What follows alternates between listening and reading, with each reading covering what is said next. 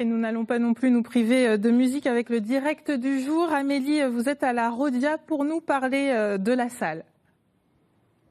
Exactement, Muriel. Nous sommes à la Rhodia en compagnie de Simon Nicolas qui est là de bonne heure pour nous accueillir.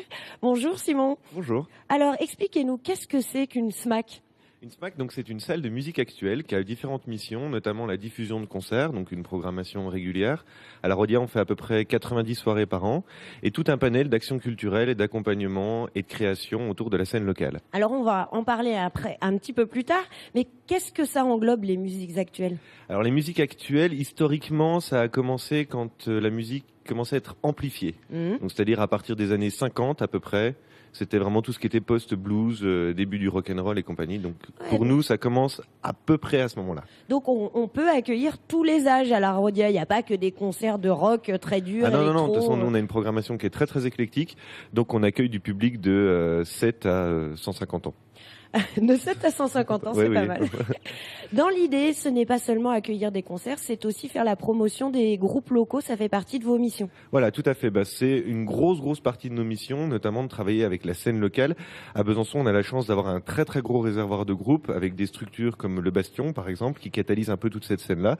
Et donc, nous, on travaille avec presque 100 groupes par an.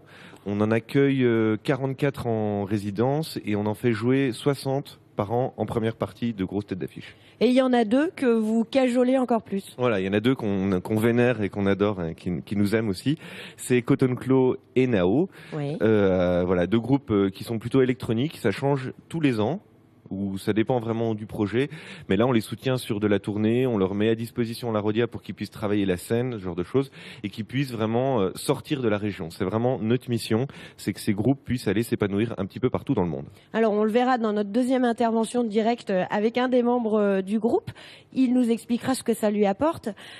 Autre mission, externaliser les musiques actuelles. Vous allez dans les écoles, les hôpitaux. Voilà, c'est ça. On essaie de travailler vraiment avec des structures pour avoir des actions assez transversales. On travaille avec des écoles, avec aussi des publics empêchés comme les hôpitaux psychiatriques par exemple, les prisons. Il y a vraiment beaucoup de choses. Par exemple, en prison, on programme des groupes qui viennent jouer. On a fait avec Maggie Boll par exemple ou José Sungu. Et dans les écoles, on fait des présentations de ce qu'est la Rhodia, des musiques actuelles, notamment à travers des parcours scolaires qu'on fait pas mal en ce moment. Et puis aussi, on fait venir beaucoup de scolaires ici. Par exemple, ce soir, il y a une 60aine de lycéens qui viennent visiter la Rhodia et en même temps assister au concert d'Émilie Simon. Eh bien, merci Simon. On en reparle donc tout à l'heure avec notre deuxième intervention. On recevra Pierre-André non, ça y est, j'ai mangé son nom. Pierre-André Pernin. Il est membre du groupe Nao. Il va nous expliquer ce que ça lui apporte d'être ici à la Rhodia avec son groupe. Merci Amélie, à tout à l'heure.